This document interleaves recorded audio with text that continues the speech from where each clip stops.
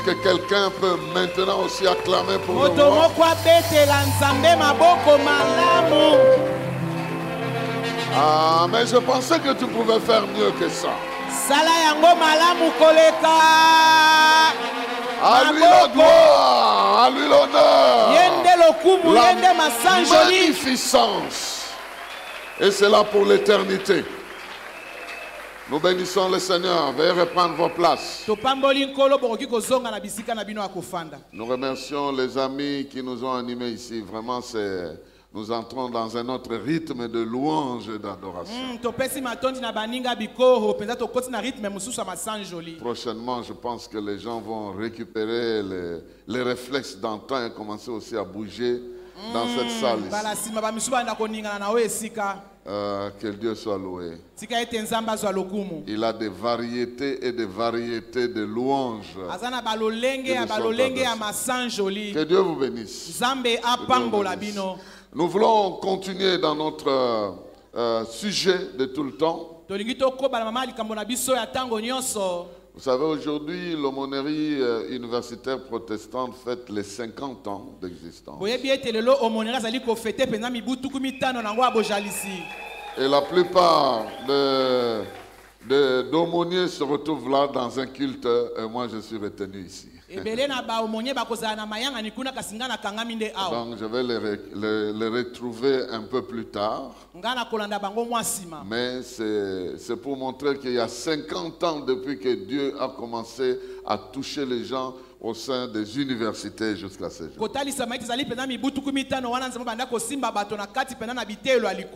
Et nous avons 40 ans dans ces 50 ans-là. Nous sommes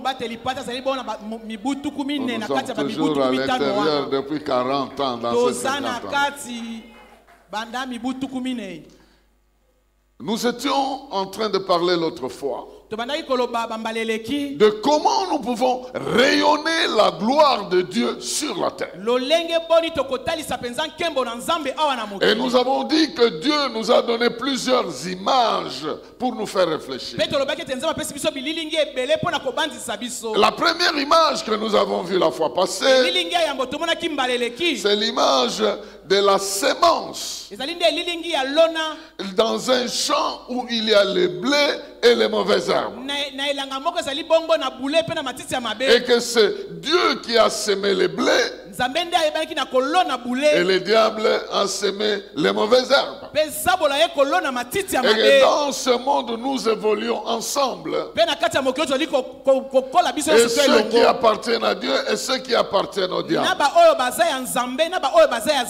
Mais il y a une différence. Parce que ceux qui appartiennent à Dieu finiront par se distinguer dans le temps. Et ils produiront ce que les mauvaises herbes ne seront jamais produites. Nous avons parlé de la deuxième image, que Jésus est le sceptre.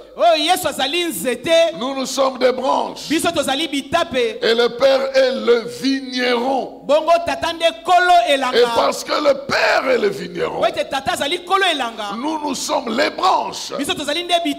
Nous sommes encadrés par le Père. Donc notre vie ne vient pas de nous-mêmes. De la même manière que le vigneron planifie la production, nous sommes dans le plan de Dieu. Il nous plante là où il veut. Il prend soin de nous. Et il nous protège pour que nous puissions produire des fruits qui sont pour sa gloire. Et nous avons dit la fois passée que dans la pensée biblique, lorsqu'on parle des fruits de l'esprit, ce ne sont pas seulement les fruits que nous devons produire à notre manière, mais c'est le fruit que nous consommons déjà à partir de notre Dieu. Nous consommons l'amour de Dieu, la joie de Dieu, la paix de Dieu, la bonté de Dieu, l'amitié de Dieu, la patience de Dieu. Et tout cela, nous sommes aussi à mesure de reproduire cela. Aujourd'hui, nous parlons de la troisième image. Et cette image est dans Romains chapitre 11. Romains chapitre 11, toujours dans la pensée de ce que Dieu fait pour que nous puissions manifester sa gloire dans ce monde. Romains chapitre 11, du verset 16 au verset 17. Romains 11, 16 à 17. Il est écrit ceci. En effet, si les prémices du pain offert à Dieu sont consacrées, toute la pâte est aussi consacrée. Si la racine est consacrée, les branches le sont aussi. Ainsi en est-il d'Israël. Mais quelques branches ont été coupées. Et toi, qui par ton origine païenne était comme un rameau d'olivier sauvage, tu as été greffé parmi les branches restantes. Et voici que tu as part avec elle à la sève qui monte de la racine de l'olivier.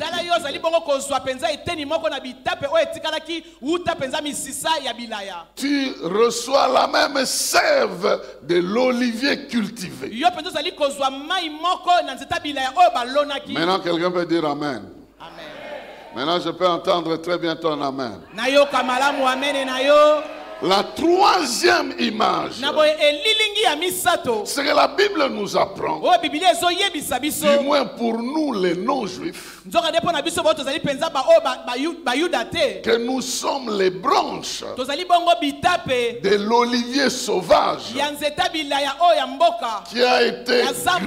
qui ont été greffés dans l'olivier cultivé. C'est très important que tu comprennes la vérité derrière ça.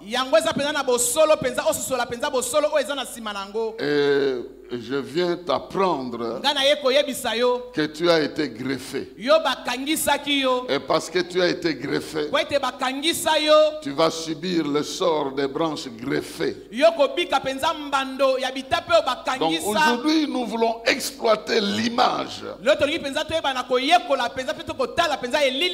des branches sauvages greffées dans l'olivier cultivé. Dieu est en train de nous faire comprendre ici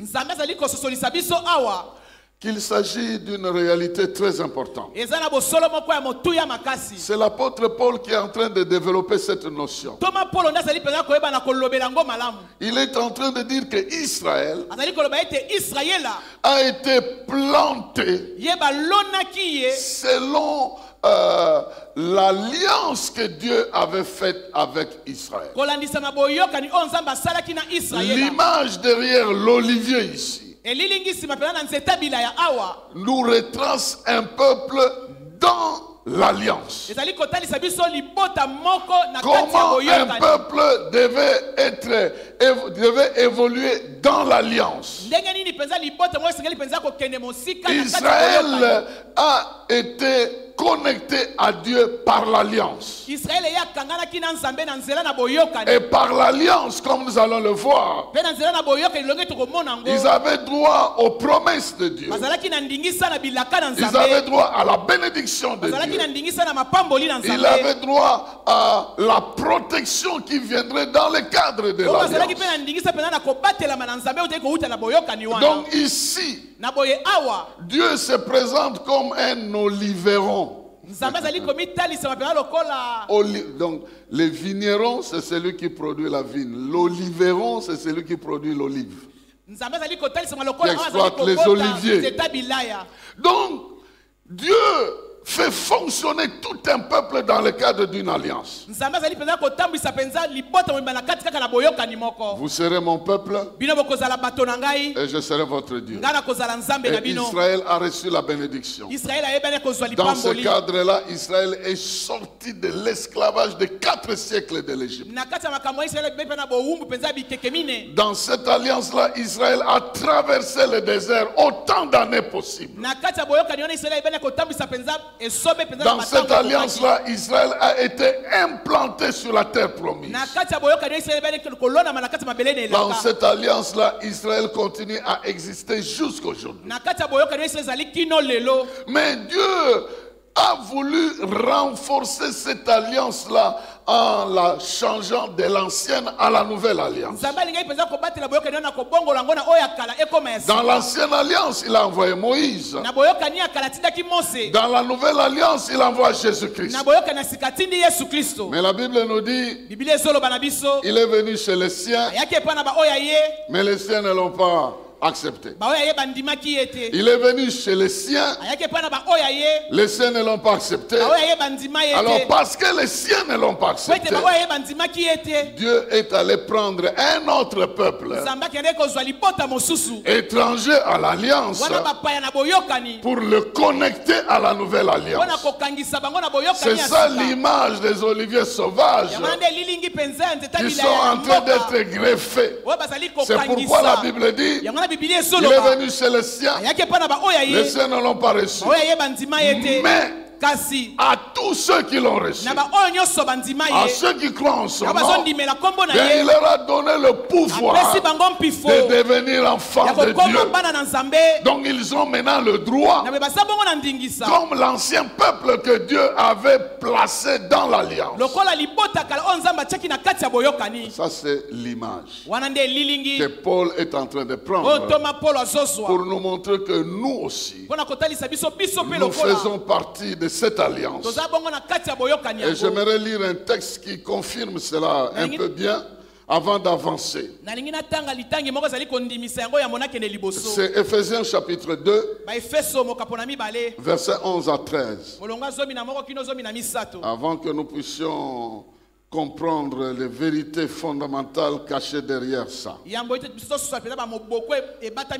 Ephésiens chapitre 2, versets 11 à 13. Il est écrit ceci.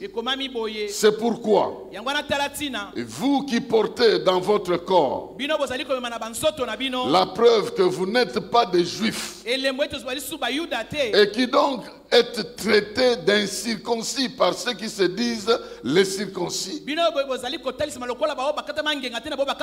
à cause d'un rite accompli sur leur corps et par des hommes. Rappelez-vous quelle était votre situation d'autrefois. En ce temps-là, vous étiez sans Messie. Vous n'aviez pas le droit de faire partie du peuple d'Israël. Vous étiez étrangers aux alliances conclues par Dieu pour garantir sa promesse. Vous étiez sans espérance et vous étiez sans Dieu dans ce monde. Mais maintenant, par votre union avec Jésus-Christ, vous qui autrefois étiez loin, vous êtes devenus proches grâce au sacrifice de Christ. Quelqu'un peut dire 3 fois Amen. Amen, Amen, Amen. Alors, bien-aimés dans le Seigneur, cette image nous amène plusieurs vérités que j'aimerais non seulement révéler ici, mais aussi introduire dans la vie de quelqu'un. La première vérité, c'est que dans le plan de Dieu, et à cause du plan de Dieu, tu as été retiré de tes anciennes conditions de vie. Tu as été retiré de conditions presque de jungle de ta vie. Tu étais comme un olivier sauvage. L'image de la vie sauvage. C'est-à-dire, tout se passe selon la loi de la nature. C'est le plus fort qui gagne. C'est le plus fort qui domine. Ça, c'était l'image de ta vie. Tu es né dans une famille où c'est le plus fort qui domine. Quiconque peut te maudire, te maudit. Quiconque peut te détruire, te détruit. Tu n'as pas de moyens pour te défendre. Celui qui veut voler ta vie la vole. Celui qui veut bloquer ta vie la bloque. Celui qui veut voler tes enfants les vole. Celui qui veut te manger te mange. Je ne sais pas si tu me comprends. Dans la vie de la forêt, c'est les plus forts qui mangent les autres. C'est les plus forts qui font la loi. Dans cette ambiance-là, les plus forts dominent. Les faibles sont des victimes. Et Dieu t'a vu dans ces conditions-là. Tu n'avais pas de Dieu, tu n'avais pas de sauveur, tu n'avais pas d'alliance, tu n'avais pas de promesses. Tu vivais à la merci de la loi de la nature. C'est pourquoi ceux qui voulaient te bloquer t'ont bloqué. Ceux qui voulaient te maudire t'ont maudit. Ceux qui voulaient te malmener t'ont malmené. Mais un Dieu a pris la décision de t'arracher de ces conditions-là. Alors je suis venu déclarer dans ta vie que tu as été arraché. Et désormais tu ne vivras plus les signes de cette vie sauvage. Tu ne vivras plus les signes de la malédiction. Parce que tu as été arraché. Ta vie ne va plus refléter la malédiction, le pouvoir de la sorcellerie. Parce que Dieu t'a arraché de cela. Tu ne vivras plus de faux rêves. Tu ne verras pas de fausses visions. Ta vie a été arrachée de ces choses-là. Aucune malédiction ne marchera de ta vie. Parce que tu es sorti de la vie des jungle. Je déclare au nom de Jésus, si dans ta vie tu avais des signes que tu étais bloqué, que ta vie était maudite, qu'il y a des choses qui ne marchaient pas, commence à croire maintenant que cette réalité a été annulée. Tu as été arraché. Bye bye la malédiction. Bye bye la malédiction. Bye bye la sorcellerie. Avec tout ton pouvoir, tu pouvais me dominer tant que j'étais sauvage. Mais maintenant j'ai été arraché de cette vie sauvage. Toute arme forgée contre toi ne marchera pas. Parce que tu n'appartiens plus dans ce monde sauvage. Je suis en train de dire à quelqu'un, tout ce qui était naturel dans ta famille, dans ton environnement, tu as été arraché de cela. Si tu crois en cela, tu verras ça comme une réalité dans ta vie. Donc il n'est plus question de dire, moi je suis né d'une famille où le sang a été maudit. Non, mais tu as été arraché de ça. Tu as été arraché de ça. Ici, il n'y a aucune loi de tribu, aucune loi de clan. Aucune loi qui peut s'imposer dans ta vie. Il y a des lois de tribus qui t'interdisent de te marier n'importe comment. Il y a des lois de tribus qui t'interdisent de posséder n'importe quoi. Et tu as été arraché de ça. Et tu as été arraché de ça. Aucune loi de la jungle, de la vie sauvage, de la vie de blocage. Attends, jungle, c'est masculin ou c'est féminin? Ça dépend. Bon, vous avez compris. Ah, Bososoli. Parce que moi, j'ai toujours la confusion entre jungle, féminin ou masculin. C'est votre anglais qui nous a abîmés dans tout ça. Donc tu es sorti de cette vie sauvage. C'est ce que tu dois comprendre. La vérité ici, c'est que toutes les lois des clans, des familles, même de ton pays, qui ne sont pas en faveur avec ton progrès. Tu as été arraché de cela. Tu as été arraché de cela.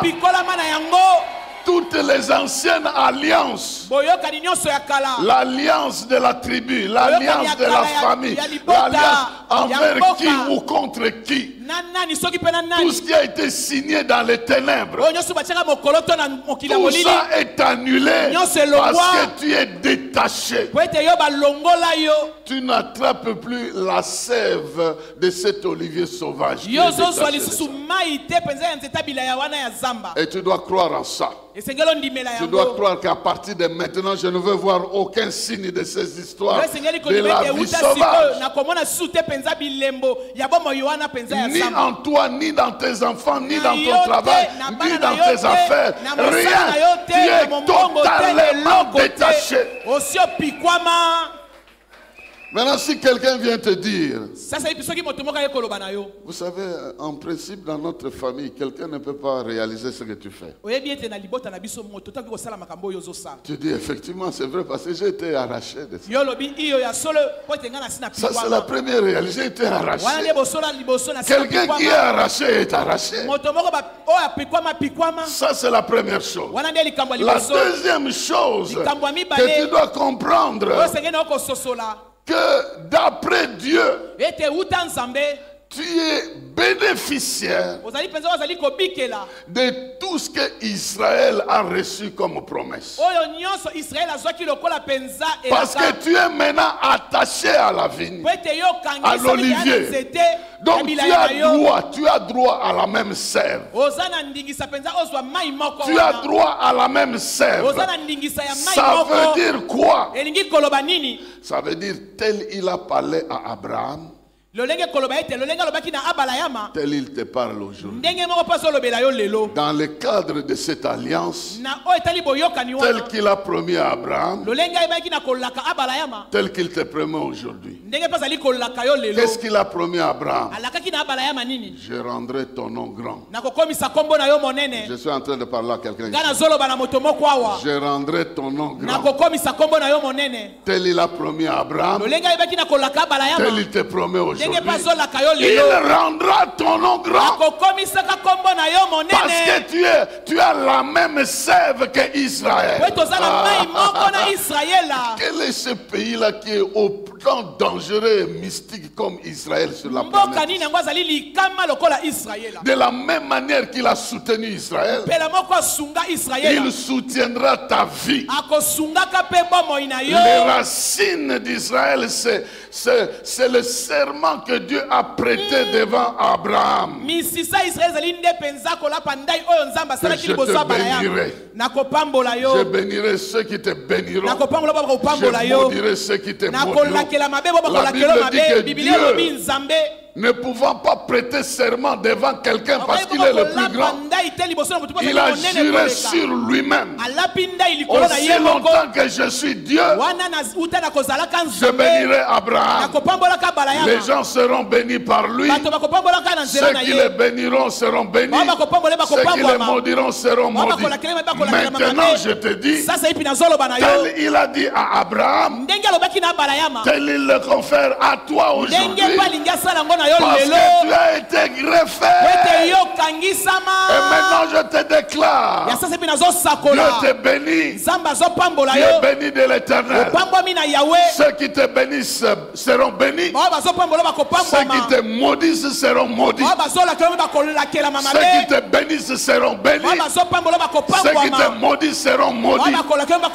Il rendra ton nom grand. Il rendra ton nom grand.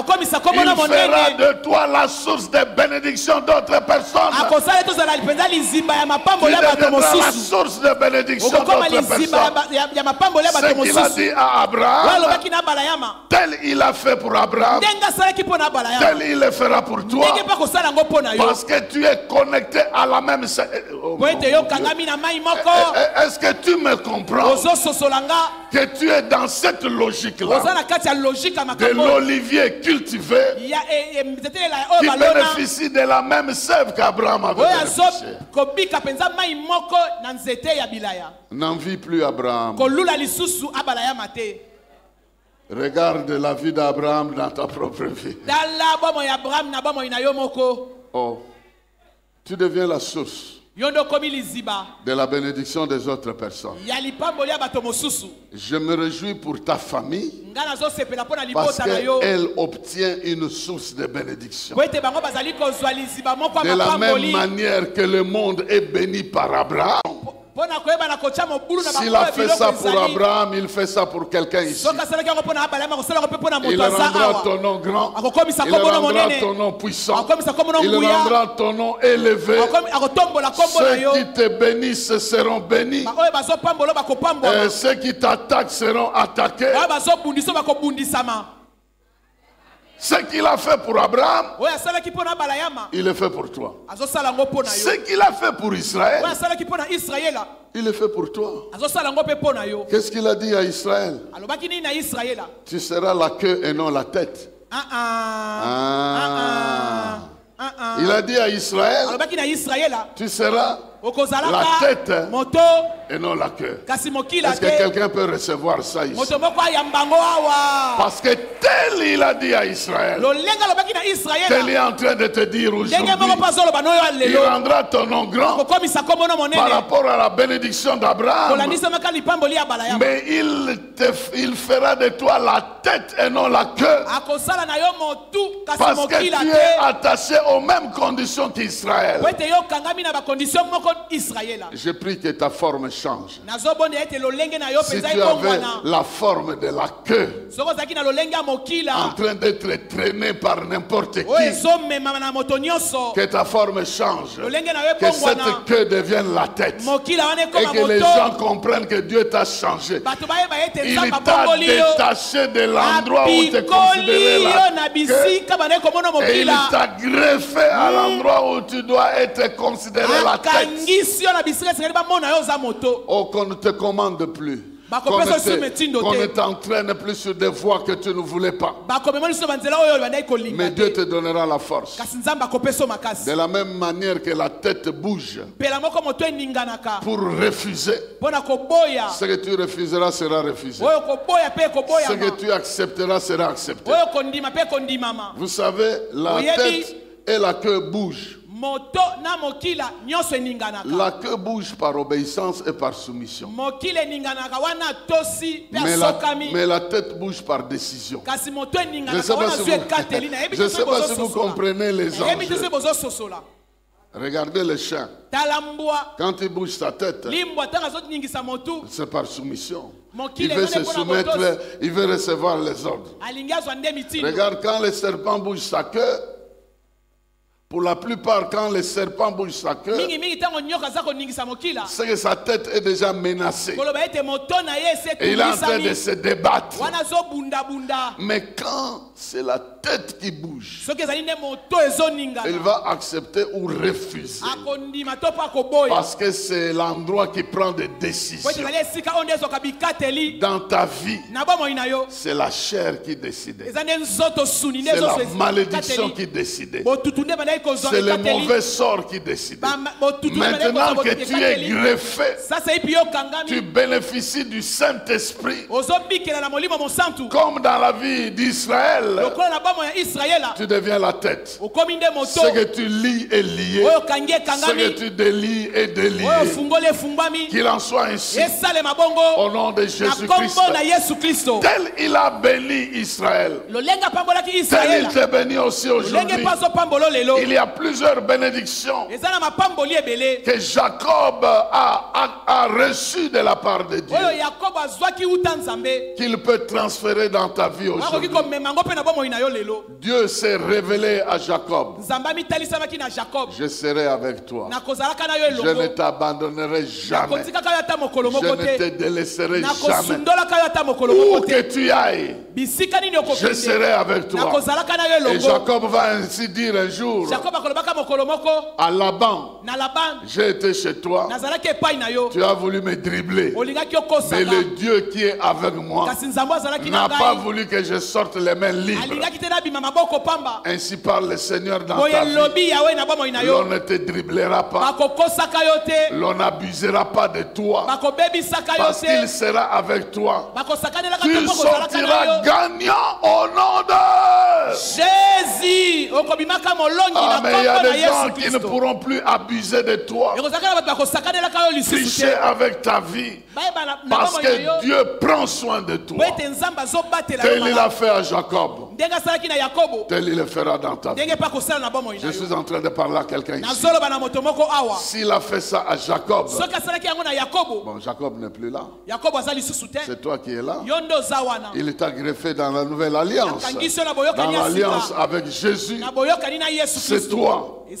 C'est toi qui prends la place. Alors j'aimerais aussi soulever 3 bénédictions fondamentales qui sont attachées à cette image de greffage que ta vie a subi. La première chose, la première bénédiction, il est écrit que vous n'aviez pas le droit de citer. Maintenant vous avez des droits. Écoutez, dans la forêt, vous n'aviez aucun droit. Mais en Christ, vous avez des droits. Quels sont ces droits-là? Droit à la promesse, droit à l'espérance et droit d'avoir un Dieu. Réfléchis très bien. Dans la vie sauvage, tu n'avais aucun droit. N'importe qui voulait te jeter un sort, te jetait le sort. N'importe qui voulait te bloquer pouvait te bloquer. Même la famille des voisins peut envoûter les voisins, même s'ils ne sont pas de la même famille. Mais maintenant que tu es en Christ, tu as des droits.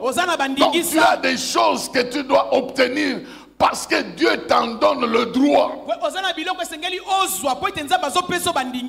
Je peux aller plus en profondeur pour quelqu'un qui est disposé à comprendre. L'un de ces droits-là, c'est droit à la promesse.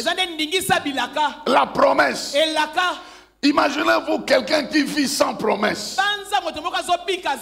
C'était la vie dans la vie sauvage. Il n'y avait pas de promesse.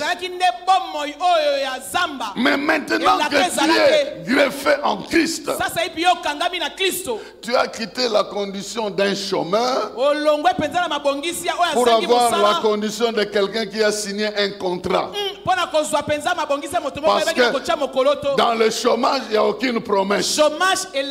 Mais dans le contrat, il y a des promesses. Quelqu'un s'engage à te payer à la fin du mois, à prendre en charge tes soins médicaux, à t'accompagner quand tu as un problème. Ça se trouve dans un cadre que vous avez signé. Donc l'alliance te donne le droit. Et les promesses te font vivre. Tu as la promesse de la présence de Dieu. Tu as la promesse d'être pardonné. Tu as la promesse d'être protégé. Tu as la promesse d'être nourri. Tu as la promesse d'être gardé. Tu as la promesse de tous les aspects de ta vie. La Bible va plus loin. Que ces promesses-là font de toi participant de la nature divine.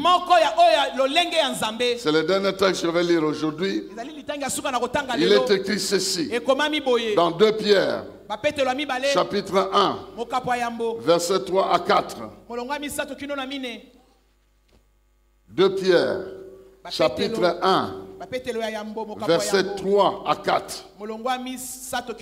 Il est écrit ceci. Sa divine puissance nous a donné tout ce qui est nécessaire pour la vie et pour la piété. La piété, c'est-à-dire l'attachement avec Dieu. Pour être attaché à Dieu comme le greffage là.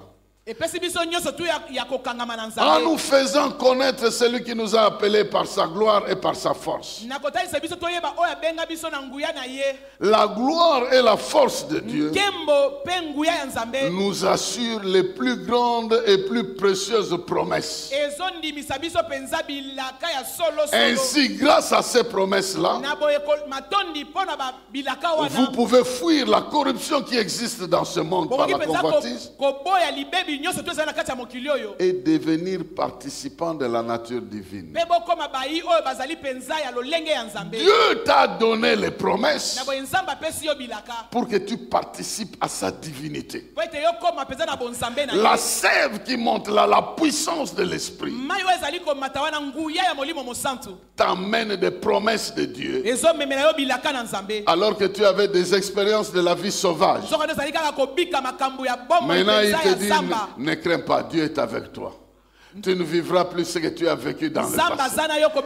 Ici, Dieu te gardera, Dieu te protégera. Ici, Dieu te fortifiera. Tu as les promesses qui garantissent ton lendemain. C'est la promesse de Dieu qui fait que tu continues à espérer que tu as une vie meilleure qui t'attend. Que Dieu, par la puissance de son esprit, te rappelle que l'homme ne vivra pas de pain seulement, mais il vivra aussi de toutes les paroles qui sortent de la bouche de Dieu. Entre autres, les promesses. Il a promis qu'il veillera sur toi. Il a promis qu'il te conduira. Il a promis qu'il te nourrira. Il a promis qu'il te pardonnera. Il a promis qu'il combattra tes adversaires. Il a promis qu'il t'élèvera. Il a promis qu'il se glorifiera dans ta vie. Il a promis qu'il confondra tes adversaires. Il a promis qu'il détruira les armes qui sont élevées contre toi. Il a promis qu'il te guérira. Il a promis qu'il te donnera famille. Il a promis qu'il te donnera enfant. Il a promis qu'il te donnera la vieillesse.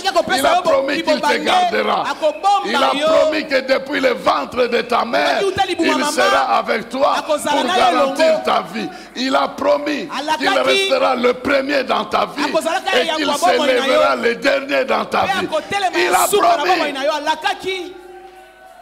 Et à cause de ces promesses, je vis dans la foi, sachant que le Dieu fidèle va réaliser ça. Donc les promesses de Dieu et l'espérance que nous avons, c'est ça notre respiration devant les promesses de Dieu. Si on te ramène selon ton âge à 0 année de ta vie, tu étais une masse sans forme.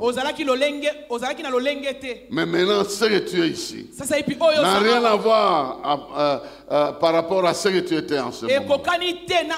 Mais ce que tu seras aussi dans les années qui viennent n'a rien à voir avec ce que tu es maintenant. Et tu dois compter sur ces dieux-là, parce que les justes vivront par la foi. Et la foi est garantie parce que nous avons de grandes promesses. Tu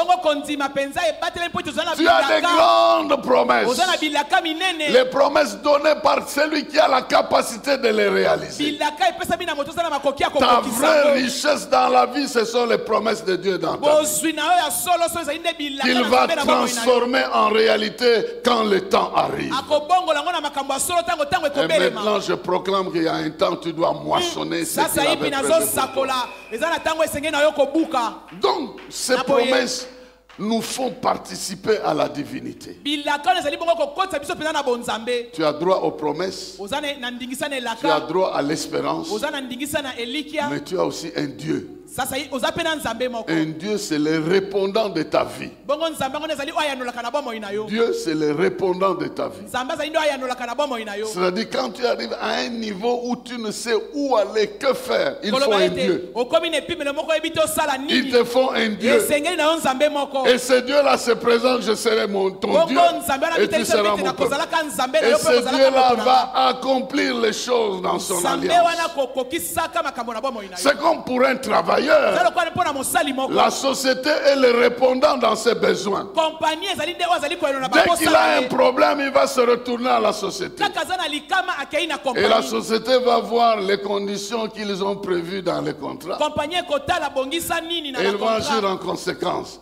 Si les hommes font ça, Dieu, il ne regarde pas en n'importe qui, non en Jésus-Christ. C'est que Jésus a réalisé pour toi.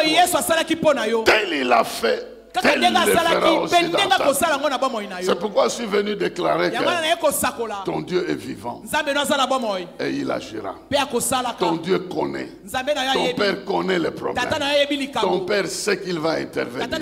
Et tu as besoin de vivre heureux, sachant que tu as un Dieu. Les amis ont chanté ici que l'Éternel est notre berger.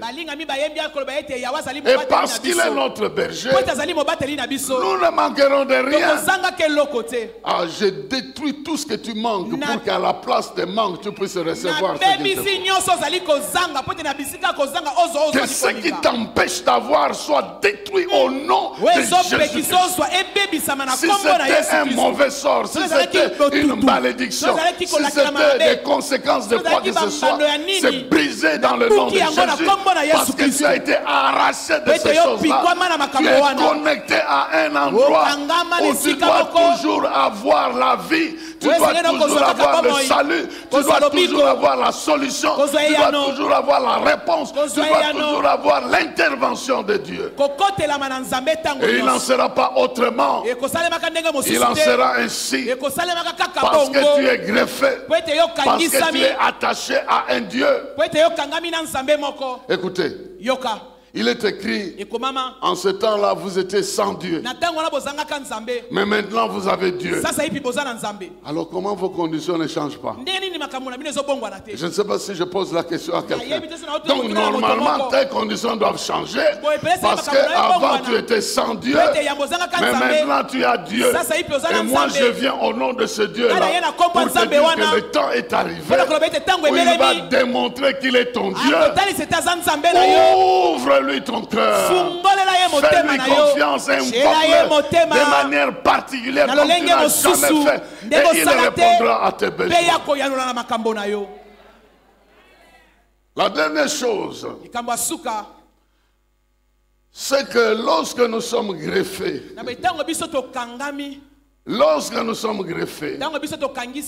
nous avons droit aux nouvelles expériences.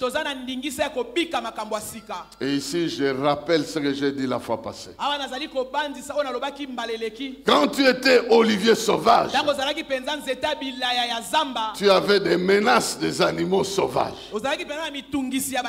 Maintenant, tu es olivier, tu es greffé sur un olivier cultivé. Et tu as droit à la sève. Donc tu as droit aux fruits. À donner des bons fruits. Même si on voit ta forme, on dit, ça c'est pas naturel. Hein?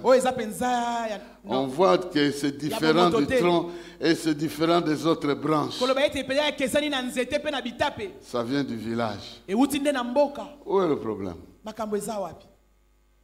Je me rappelle d'un ami qui vivait chez son oncle.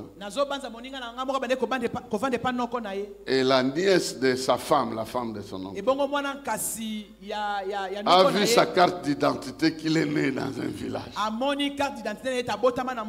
Il dit, toi tu es né, tu es vraiment né dans un village.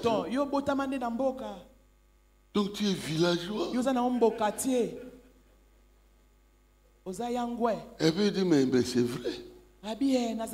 Je suis né au village. Mais maintenant, je ne suis pas au village.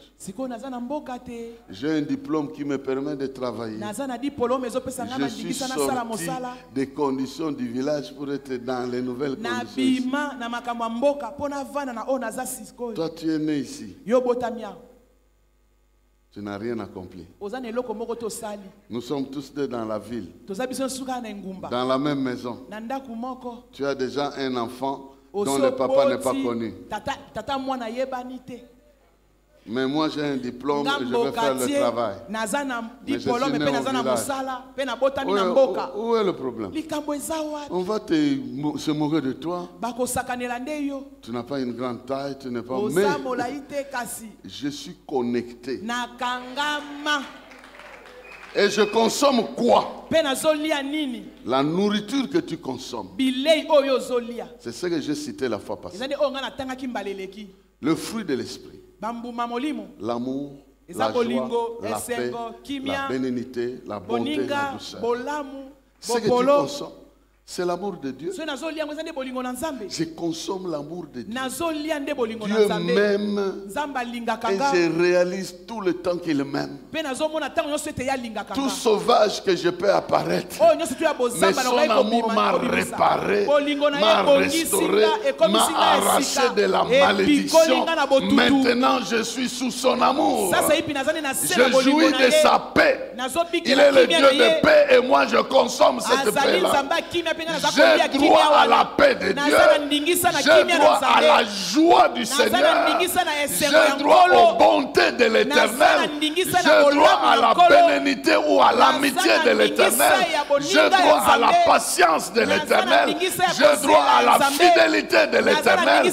J'ai droit à la maîtrise de soi qui vient de l'Éternel. J'ai droit au calme qui vient de l'Éternel. C'est-à-dire que c'est ça que je consomme. Parce que je suis greffé à Dieu. Mes expériences maintenant avec lui, mes expériences, c'est tout ce qu'on cite comme fruit de l'esprit. Avec Dieu, je vais connaître le vrai amour. Avec Dieu, je vais connaître la vraie paix. Avec Dieu, je vais connaître la vraie joie. Avec Dieu, je vais connaître les vraies bontés. Avec Dieu, je vais connaître la vraie amitié. Avec Dieu, je vais connaître la vraie fidélité. Je vais connaître la vraie patience. Je vais connaître la vraie douceur. Ce sont ces choses qui sont citées dans Galates chapitre 5 verset 22. Le fruit de l'esprit, c'est l'amour, la paix, la joie, la bonté, la bénignité, la fidélité, la patience, la douceur et la maîtrise de soi. Souvent, c'est des choses que nous devons produire. Mais comment on peut produire si nous-mêmes nous n'avons pas consommé ça? C'est pourquoi, avant de terminer ici, laissez-moi proclamer dans la vie de quelqu'un. Dieu t'a détaché de la haine sauvage pour t'attacher à son amour. Désormais, tu vas connaître la dimension de son amour, la hauteur, la largeur, la profondeur de son amour, et tu seras plein de Dieu à cause de plein de son amour. Dieu t'a détaché des troubles de ce monde et tu es attaché à sa paix. Que sa paix garantisse ta vie, que sa paix caractérise ta vie. Dieu t'a détaché aux pleurs et à la souffrance que le monde te faisait voir pour te greffer. Tu es greffé à la joie du Seigneur. Tu es greffé à sa joie et il n'en sera pas autrement. Il t'a détaché des mauvais actes et de la méchanceté du monde.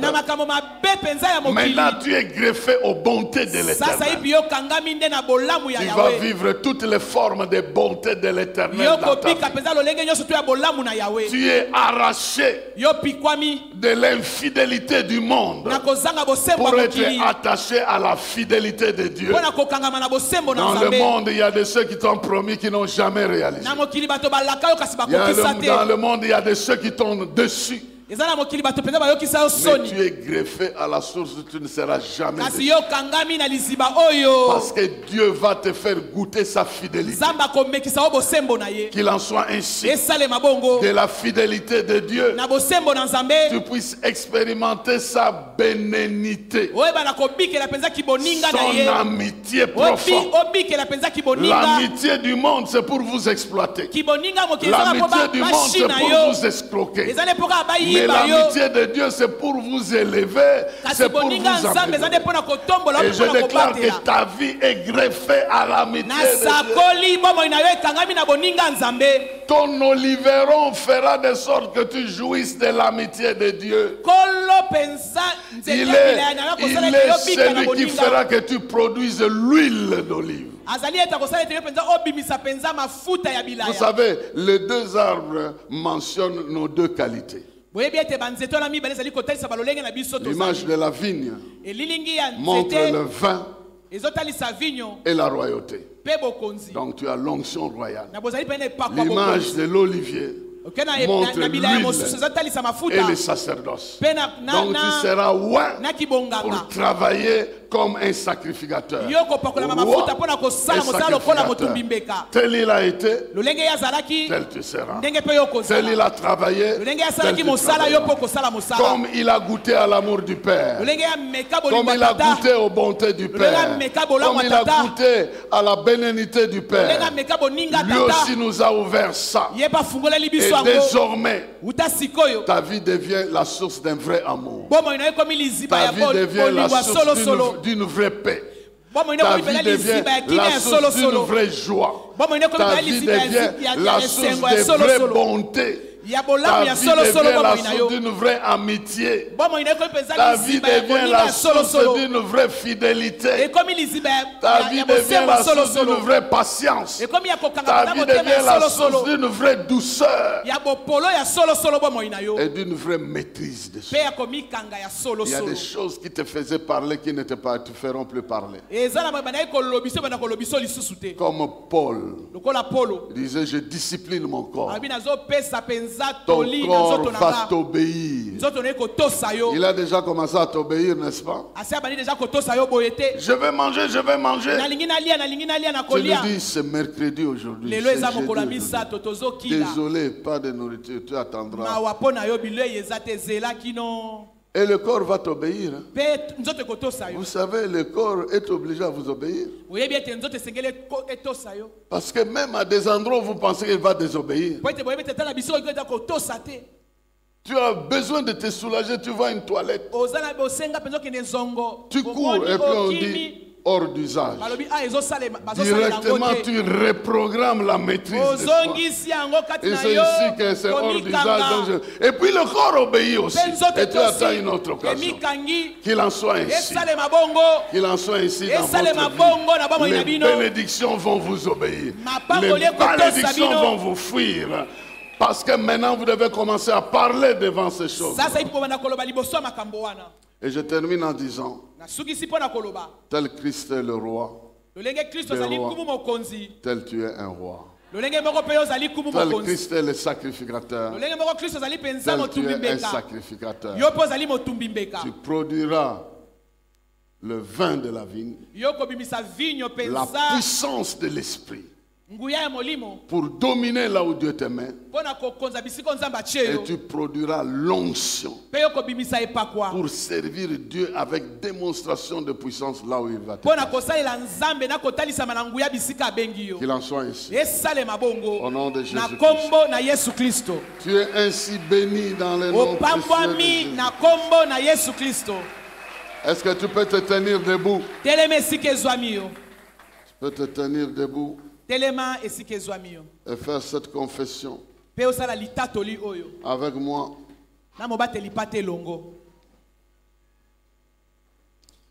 Au nom de Jésus,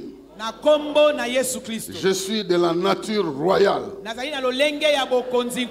Avec l'onction royale, je vais produire et influencer ce monde avec l'amour, la joie, la paix, la bonté, la bénignité, la fidélité, la patience, la douceur et la maîtrise de soi. Je proclame qu'en communion avec Jésus, je goûterai à tous ces aspects de ce fruit au nom de Jésus-Christ. Je proclame comme un olivier, je suis un sacrificateur pour oindre dans ce monde les actions puissantes de Dieu. Et je proclame qu'un ministère puissant se réalisera au travers de ma vie. Tel Christ a servi son Père, tel je le servirai, avec la grâce de Dieu et la puissance du Saint-Esprit. Tu peux dire 3 fois Amen. Amen, Amen, Amen.